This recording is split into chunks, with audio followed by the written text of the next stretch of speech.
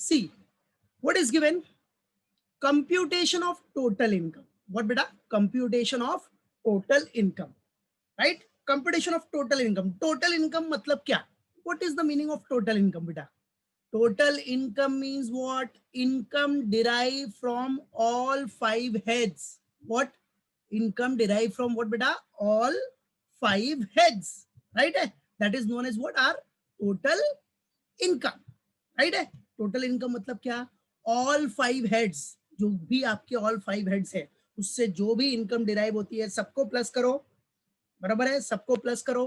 फिर कल मैंने डिडक्शन बताया था, डिडक्शंस, वो डिडक्शंस माइनस कर दो, तो भी 80C, triple C, 80D, 80DD, 80TTA, 80TTB, 80E, 80U तक जितने भी डिडक्शंस है सब माइनस कर दो। माइनस करने के बाद आपको मिलेगा नेट टैक्सेबल इनकम। तो ये सारे प्रोसेस किसमें होते हैं बेटा? कंप्यूटेशन ऑफ टोटल इनकम में। इसका मतलब आपने इसके पहले जो पढ़ा है वो सब बहुत इंपॉर्टेंट है, उसी का कॉम्बिनेशन यहां आ जाएगा, सब मिक्सअप हो जाएगा, right? So computation of total income means what is computation of total income? Means adding all income, adding all income from all sources means all five heads, right? Income from salary, income from house property, then profits and gains from business or profession, then capital gains, और last में पांचवा head कौन सा है? Income from other source. ये पांचों income plus कर लो, ये पांचों इनकम प्लस करो। अब ये पांचों इनकम आप प्लस करोगे तो आपको जीटीआई मिलेगा, ग्रॉस टोटल इनकम। इसके लिए एक एग्जांपल दूंगा मैं, डोंट वरी, ठीक है? तो आपको मिलेगा ग्रॉस टोटल इनकम। अब उस ग्रॉस टोटल इनकम में से आप क्या क्लेम करोगे? डिडक्शंस, जो डिडक्शंस आपने लास्ट लेक्चर में पढ़ा है, डिडक्शंस अंडर चैप्टर 6A, जिसमें 80C से लेके 80U तक जितने डिडक्शंस है वो क्लेम करोगे आप। उससे क्या होगा? आपका वो डिडक्शंस दिखाओगे तो आपकी इनकम कम दिखेगी, इनकम कम दिखेगी तो टैक्स भी कम भरना पड़ेगा।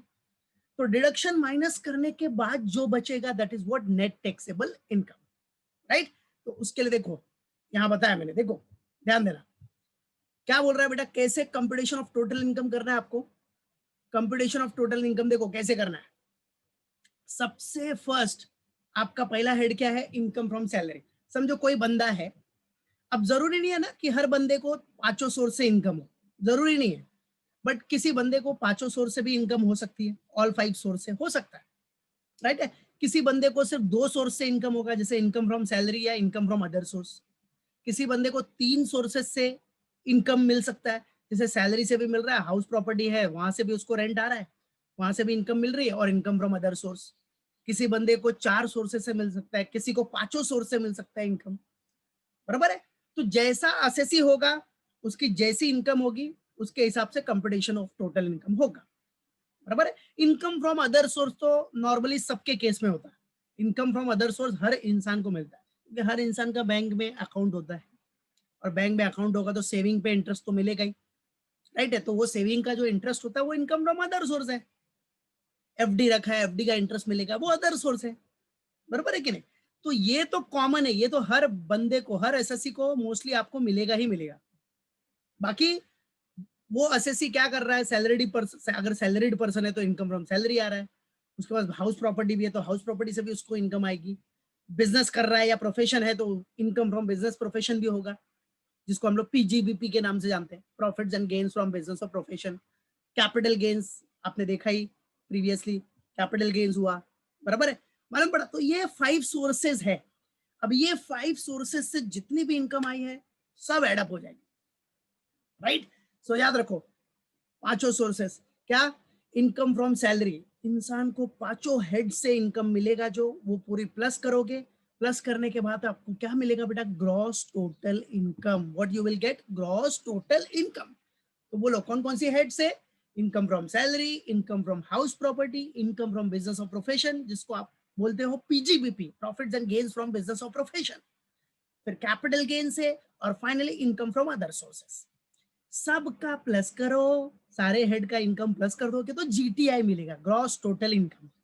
अब जीटीआई के बाद क्या करना है? जीटीआई मिल गया तो याद रखना, जीटीआई के बाद आप क्या करोगे, क्या क्लेम करोगे? Deductions under chapter 6A। ये रूल याद रखना, डिडक्शन अंडर चैप्टर 6A। जिसमें 80C से लेके 80U तक जितने भी डिडक्शंस है, जहां जहां आपने भाई इन्वेस्ट किया है या प्रीमियम पे किया है, जो भी है, मेडिकल इंश्योरेंस है तो भाई 80D के अंडर जो भी है, 80C से 80U तक जो कि पढ़ा जो कि पढ़ा है मैंने लास्ट लेक्चर में, ठीक है, वो सारे डिडक्शंस अगर आपने लिए हैं तो वो क्लेम कर सकते हो। वो माइनस करने के बाद जो आएगा, जैसे ग्रॉस टोटल इनकम समझो आपका आ गया पांचों सोर्सेस से, अगर एक बंदे को पांचों सोर्स से इनकम मिल रहा है तो ग्रॉस टोटल इनकम समझो आया 10 लाख। फिर उसने डिडक्शंस दिखा दिया अंडर चैप्टर 6 से, समझो डिडक्शंस टोटल उसका आ गया 3 लाख, तो 3 लाख का डिडक्शंस हो गया। अब 10 लाख माइनस 3 लाख, अब कितने के ऊपर इनकम भरेगा वो, मतलब इनकम टैक्स भरेगा वो, इनकम क्या भरेगा, टैक्स, ठीक है। अब कितने इनकम के ऊपर वो टैक्स भरेगा, 7 लाख के ऊपर। अब 7 लाख के ऊपर उसको इनकम टैक्स भरना है, कितना, 7 लाख के ऊपर, राइट।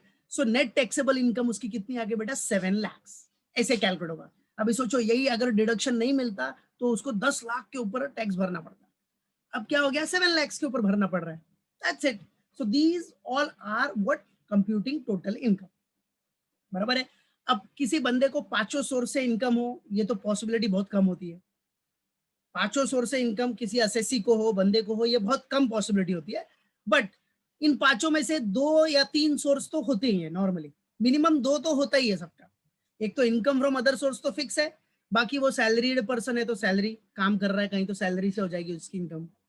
अगर उसके पास घर है, हाउस प्रॉपर्टी है तो रेंट से इनकम मिल रही है, बिजनेस प्रोफेशन कर रहा है तो बिजनेस प्रोफेशन हो गया, लाइक दैट, ठीक है। So this is what computing total income, computing total income, याद रखना कैसे टोटल इनकम कैलकुलेट होगा और नेट टैक्सेबल इनकम कैसे निकालेंगे। आपकी जो नेट टैक्सेबल इनकम, आपको कितने के ऊपर टैक्स भरना है वो कैसे निकलेगा।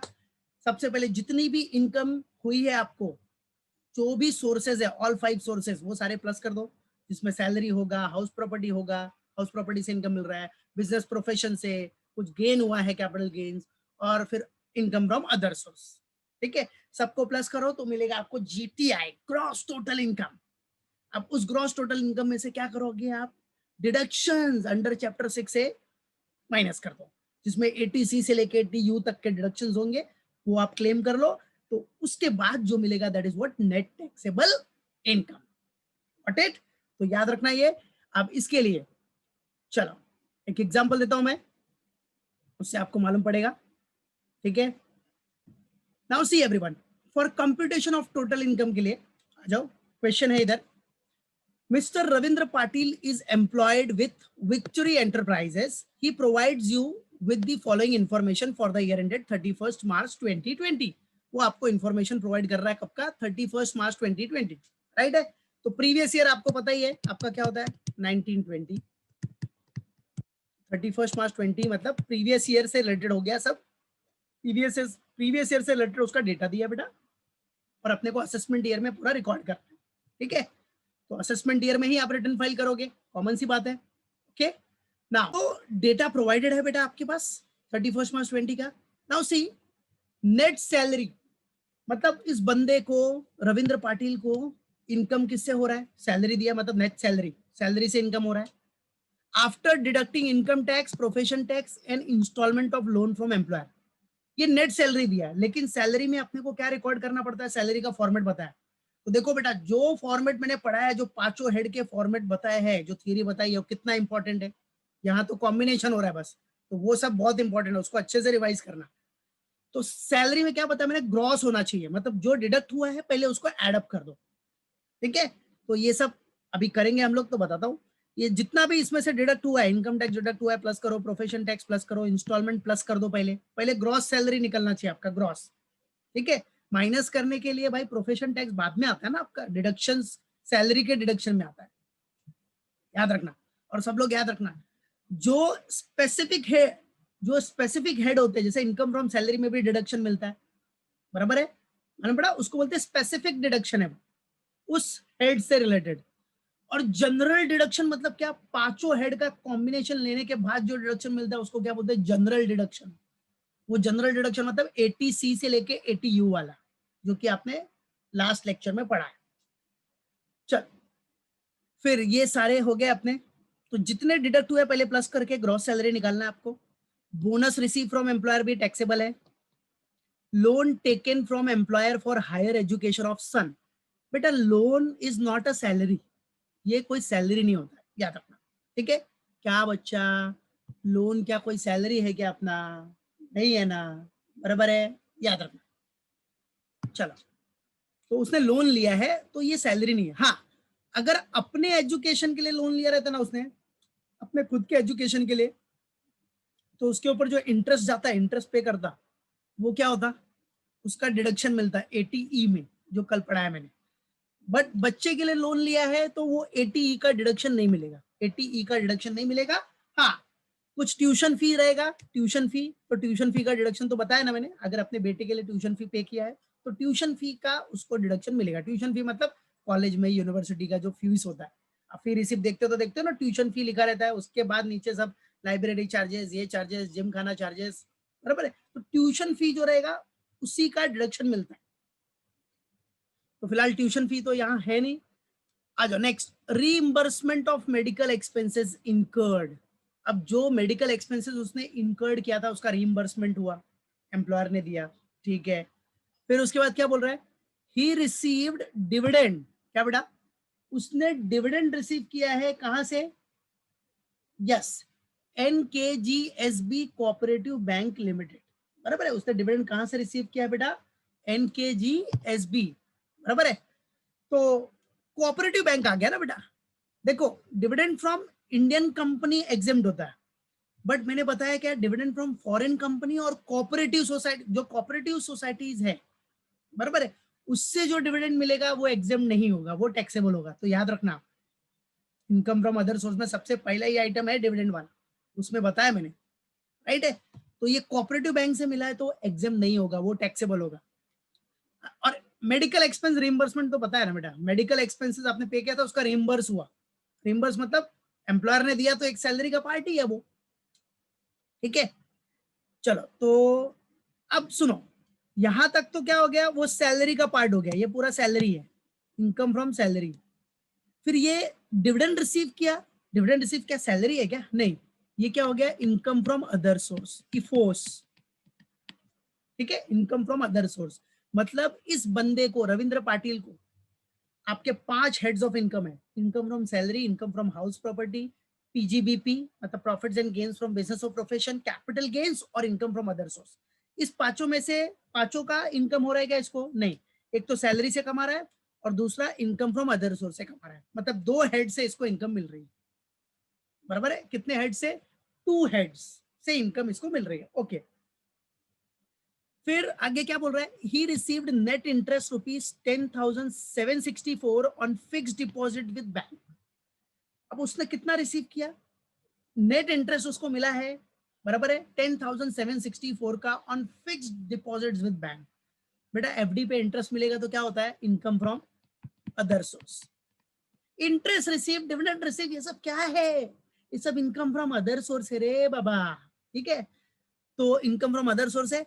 और हमेशा याद रखना, अगर TDS कट चुका है, नेट आया है, नेट आया मतलब TDS माइनस कर दिया, तो आप कभी भी याद रखो, टैक्स कैलकुलेट करते टाइम पे जब आप कंप्यूटेशन ऑफ टोटल इनकम निकालोगे, तो आपने जो TDS डिडक्ट किया है पहले आपको प्लस करना पड़ेगा, ग्रॉस निकालना है, बराबर है। ग्रॉस टोटल इनकम निकालते टाइम पे आपको सारे इनकम जो भी होंगे वो ग्रॉस में लेने हैं, उसमें से अगर TDS डिडक्ट हुआ है तो एड अप कर लो, वो TDS का बाद में सेटलमेंट होगा, एडजस्टमेंट होगा। बट अभी ग्रॉस टोटल इनकम निकालते टाइम पे ग्रॉस ही होना चाहिए वो भाई, नेट इंटरेस्ट नहीं, ग्रॉस इंटरेस्ट होना चाहिए, ये सब लोग याद रखियो, ठीक है। मतलब इसका छोटा सा कैलकुलेशन आ सकता है एग्जाम में, ठीक है। चलो, he paid life insurance premium for his son. उसने क्या किया, LIC मतलब life insurance premium for his son, बराबर है। He paid life insurance premium for his son, कितना, 24,000, ठीक है। अब बेटा LIC तो पता है ना आपको, LIC निकाल सकते हो आप, सेल्फ, स्पाउस, डिपेंडेंट चिल्ड्रन के लिए वो अलाउड है।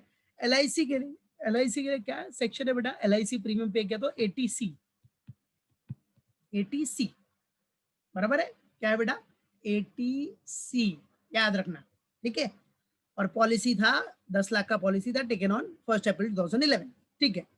अब क्या बोल रहा है, compute his total taxable income for assessment year, क्या बेटा, असेसमेंट ईयर 2021, क्या बेटा, असेसमेंट ईयर क्या बेटा 2021 के लिए आपको कैलकुलेट करना है, करेक्ट है, मालूम पड़ा, समझ गया, तो याद रखना, he paid life insurance premium for his son, दिया है आपको 24,000, करेक्ट है, और पॉलिसी दिया था, पॉलिसी का वैल्यू था 10 लाख रुपीस, बराबर है, तो पॉलिसी वैल्यू है that is what 10 lakhs taken on 1 अप्रैल 2011 को आपने वो पॉलिसी लिया, क्या दिया इधर, see what is given here, policy for rupees 10 lakh taken on 1/4/2011। अब मैंने थियरी के टाइम पे बताया था, मैंने लास्ट लेक्चर में, कि अगर पॉलिसी, पॉलिसी याद है ना, क्या बताया था मैंने, कोई बताएगा, कल ही बताया था मैंने पॉलिसी के बारे में, बोलो, अगर पॉलिसी 1 अप्रैल 2012, 1 अप्रैल 2012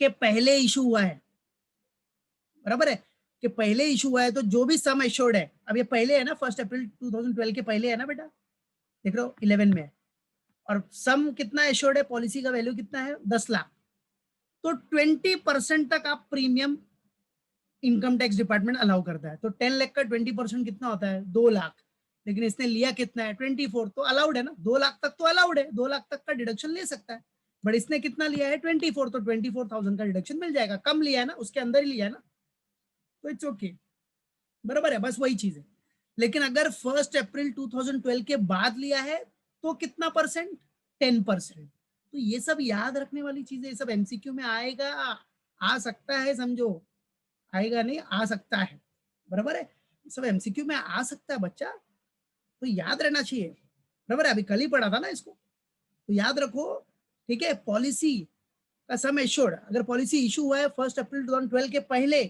तो सम एश्योर्ड का 20%, और 1 अप्रैल 2012 के बाद इशू हुआ है तो सम एश्योर्ड का 10%, तो ये सब नहीं याद रखेगा तो कैसा एमसीक्यू करेगा भाई, हाँ, कॉपी करके मतलब नहीं है ना, आज कॉपी करोगे तो फ्यूचर में क्या करोगे, फिर मेहनत करो, जरा अच्छे से पढ़ो, आगे बढ़ो, सब चीज बता दी है, क्या क्या है, पूरा सब थियरी, जितने भी सोर्सेज है सबका अलग अलग हेड, पूरा अच्छे से समझा दिया, और ये भी नहीं समझा के, समझाने के साथ साथ सब वीडियो अपलोड कर दिया, कि भूल गया है तो देख लो, तो याद करो उसको, लाइफ में आगे बढ़ो, समझे कि नहीं, मालूम पड़ा, चलो, तो नॉलेज लेगा तो ही आगे बढ़ेगा, एग्जाम तो ठीक है देना ही पड़ता है भाई, लेकिन नॉलेज होना चाहिए, चलो, compute his what taxable income for assessment year 2021, तो चलो अपने को टैक्सेबल इनकम कंप्यूट करना है बेटा, तो लेट्स गेट रेडी एवरीवन, चलो now we will going to solve it step by step. अब देखो क्या करना है अपने को, सबसे पहले name of the assessee, name of the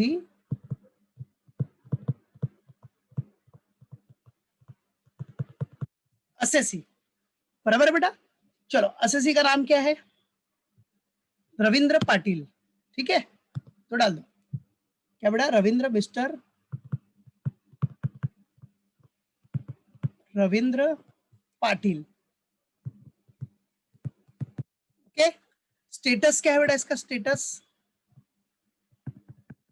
Ravindra Patil क्या है, कंपनी है क्या, नहीं ना, इंडिविजुअल, राइट, फिर नेक्स्ट प्रीवियस ईयर क्या है,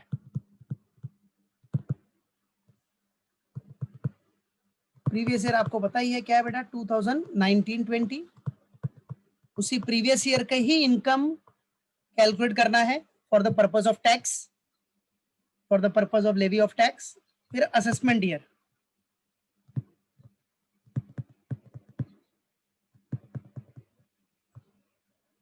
असेसमेंट ईयर क्या है बेटा 2020-21, राइट, करना क्या आपने को, कंप्यूटेशन ऑफ टोटल इनकम, तो इधर मैं दिखा देता हूं, कंप्यूटेशन ऑफ टोटल इनकम, या फिर बोल सकते हैं computation of net taxable income, net taxable income निकालना, ठीक है, तो चलो,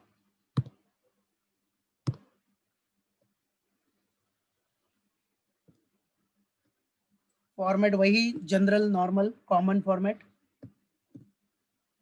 नंबर, पर्टिकुलर्स, अमाउंट का 2 कॉलम, ठीक है। नंबर, पर्टिकुलर्स, पीस, रुपीस, ठीक है। चलो अब बेटा सबसे पहले आपको देखना है, सबसे पहला सोर्स क्या है, इनकम फ्रॉम सैलरी। तो आ जाओ, सबसे पहले इनकम फ्रॉम सैलरी। अब उसको 2 सोर्सेस से इनकम हुआ ना, एक तो सैलरी से, एक अदर सोर्स है। तो पहले इनकम फ्रॉम सैलरी कर लो, फिर अदर सोर्स कर लो। 3 सोर्स होता तो पहले इनकम फ्रॉम सैलरी कर लो, फिर जैसे हाउस प्रॉपर्टी होता तो फिर हाउस प्रॉपर्टी करते, फिर उसके बाद अदर सोर्स करते। तो सब कॉम्बिनेशन जैसा आप करते हो सेम, ठीक है, मालूम पड़ा। सिर्फ कॉम्बिनेशन हो गया, इधर जो जो सोर्स खत्म होगा उसके नीचे दूसरा सोर्स करते जाने का, और बाद में लास्ट में टोटल मार दो, खत्म। तो चलो सबसे पहले income from salaries.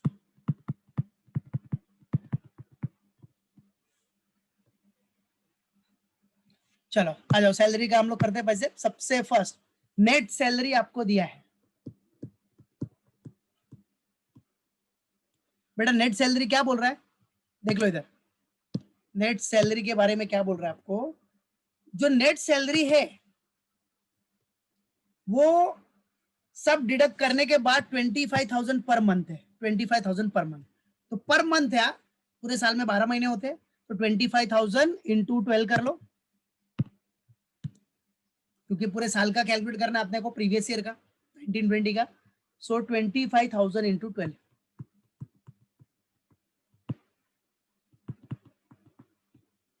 25,000 into 12 months.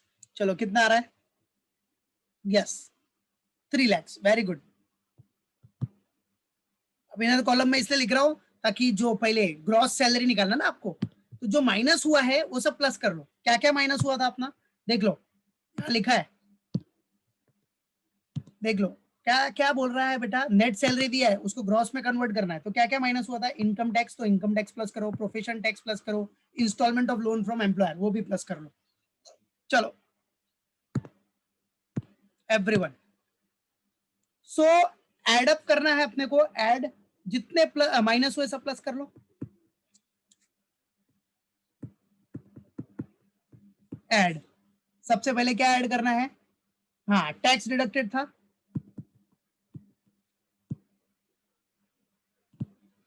चलो टैक्स कितना डिडक्टेड है, 1800 पर मंथ। सो 1800 इंटू 12, 1800 इंटू 12, चलो कितना आएगा, 1800 इंटू 12, 21,600, ठीक है। नेक्स्ट उसके बाद क्या है, प्रोफेशनल टैक्स। प्रोफेशनल टैक्स, चलो प्रोफेशनल टैक्स कितना है बेटा, 200 पर मंथ, मतलब 200 इंटू 12, तो वो कितना हो गया, 2400। फिर नेक्स्ट क्या है, लोन डिडक्टेड था, इंस्टॉलमेंट ऑफ लोन, बराबर है क्या, इंस्टॉलमेंट ऑफ लोन, तो लोन डिडक्टेड है, लोन इंस्टॉलमेंट लिख देता हूं, instalment, instalment of loan deducted, वो कितना है बेटा, 2000 पर मंथ, तो 2000, 2000 इंटू 12 मंथ्स, बराबर है, 2000 इंटू वोट बेटा 12, तो कितना हो गया, 24,000, करेक्ट। चलो सबका प्लस कर लो, तो ग्रॉस सैलरी अपने को आ जाएगी, ठीक है। तो ग्रॉस सैलरी कितना आ रहा है बताओ, टोटल ये ग्रॉस इधर कितना आ रहा है, 3,90,400, ओके।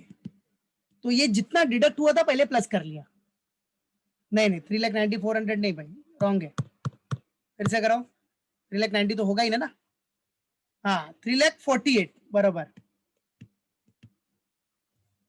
हाउ मच, 3,48,000, 3 लाख है, 21,600, 2,400 और 24, ठीक है, तो 3,48,000 बराबर बेटा। चलो अब इसमें और क्या क्या प्लस करोगे आप, अब क्या क्या ऐड करोगे, और बोनस, तो इसके लिए आप ऐड का साइन मारो या मत मारो, कोई टेंशन नहीं है। नेक्स्ट अपना क्या हो जाएगा, बोनस। बोनस भी सैलरी का पार्ट है। बोनस कितना मिल रहा है उसको, 30,000। ठीक है, ये नेट सैलरी है, प्लस कर लिया। तो अगर आपको लिखना है इधर तो लिख सकते हो ग्रॉस सैलरी। ठीक है, चलो बोनस मिल गया 30,000। फिर मेडिकल रीइंबर्समेंट मिला उसको,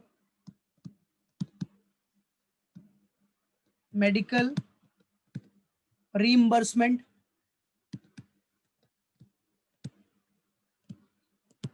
व्हाट बेटा, मेडिकल रीइंबर्समेंट कितना मिल रहा है बेटा, मेडिकल रीइंबर्समेंट 12,400। क्लियर। चलो अब टोटल मारो कितना आ रहा है पूरा सैलरी का, 348 प्लस 30 प्लस 12,400 कितना हो गया। हाँ बराबर, राइट राइट, 3,90,400 करेक्ट है, 3,90,400। चलो बेटा, अब इसमें से सैलरी में से पता है ना डिडक्शन मिलता है आपको, less what, deduction under section 16, याद है ना, सब पीछे पढ़ा है फॉर्मेट के साथ, डिडक्शन अंडर सेक्शन 16। चलो डिडक्शन में कौन कौन सा डिडक्शन मिल जाएगा, चलो अब डिडक्शन में कौन कौन सा डिडक्शन मिलेगा बेटा, पहला तो स्टैंडर्ड डिडक्शन,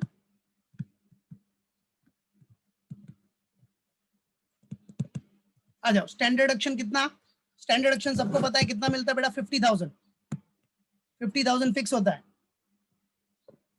स्टैंडर्ड डिडक्शन 50,000। और फिर क्या मिलेगा आपको, प्रोफेशनल टैक्स का डिडक्शन,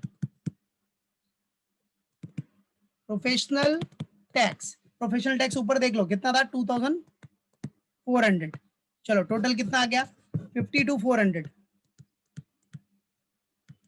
चलो ये माइनस कर दो तो कितना आ गया, इनकम फ्रॉम सैलरी कितना आ गया आपका, 3,38,000। ये क्या हो गया, इनकम फ्रॉम सैलरी,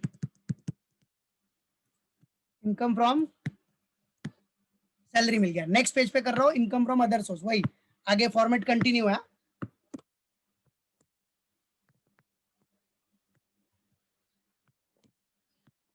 चलो सेकंड अपना क्या आ जाएगा, income from other source. Second, income from other sources. चलो इनकम फ्रॉम अदर सोर्सेस में क्या क्या है बेटा अपने पास, आ जाओ। पहला तो क्या है, dividend from NKGSB, NKGSB cooperative bank, कितना है डिविडेंड, 8,000। यस, फिर उसके बाद क्या मिला है बेटा, इंटरेस्ट ऑन एफडी। ये इंटरेस्ट क्या बेटा, नेट है, net interest on FD. Net interest on FD कितना है अपने पास, 10,764। उसमें प्लस जो टीडीएस कट गया वो प्लस कर देना। टीडीएस कितना कटा है, 1236, तो प्लस किया तो कितना हो गया, 12,000। चलो तो कितना हो गया, इनकम फ्रॉम अदर सोर्स भी मिल जाएगा आपको, कितना, 8,000 प्लस 12,000 कितना हो गया, 20,000। चलो अब देखो पीछे, इनकम फ्रॉम सैलरी था 3,38,000, इनकम फ्रॉम अदर सोर्स आ गया आपका 20,000। ठीक है, तो टोटल मार लो कितना आ गया, 3,58,000। इसको क्या बोलोगे आप, gross total income, GTI, gross total income. चलो अब इसमें से क्या करोगे आप, लेस क्या करोगे, deductions, less deduction under chapter 6A। Rule है याद रखना, ये डिडक्शन अंडर चैप्टर 6A ये लिखना पड़ेगा। ठीक है, चलो तो उसमें कौन सा डिडक्शन मिल रहा है आपको, पूरे क्वेश्चन में आपने देखा डिडक्शन सिर्फ एक ही है, अंडर सेक्शन 80C वाला, LIC। LIC किस में आता है, इन्वेस्टमेंट टाइप है, सेविंग एंड इन्वेस्टमेंट। तो LIC life insurance premium 80C में आता है बेटा, लाइफ इंश्योरेंस प्रीमियम कितना है, एक ही है ना, अकेला डिडक्शन है, सिर्फ 80C का ही है, कितना, 24,000। तो वो 24,000 आपने माइनस किया, तो माइनस करके कितना आ रहा है बताओ, यस 3,34,000। यस, तो ये 3,34,000 आपकी हो जाएगी नेट टैक्सेबल इनकम, यही हो जाएगा नेट टैक्सेबल इनकम। और इसी के ऊपर आपको टैक्स भरना है। तो ये नेट टैक्सेबल इनकम आई 3,34,000, इसके ऊपर टैक्स भरना है। और देखा जाए तो 5 लाख तक अगर आपकी इनकम है तो आपका 0 टैक्स होगा। तो फिलहाल इस बंदे को कोई टैक्स नहीं भरना पड़ेगा, बराबर है, क्योंकि 5 लाख तक की इनकम में उसको रिबेट मिल जाता है। ठीक है, तो ये समझो कि 0 टैक्स भरेगा। ठीक है, तो ये था आपका बेटा टैक्स से रिलेटेड सब फंडा, याद रखो। क्लियर?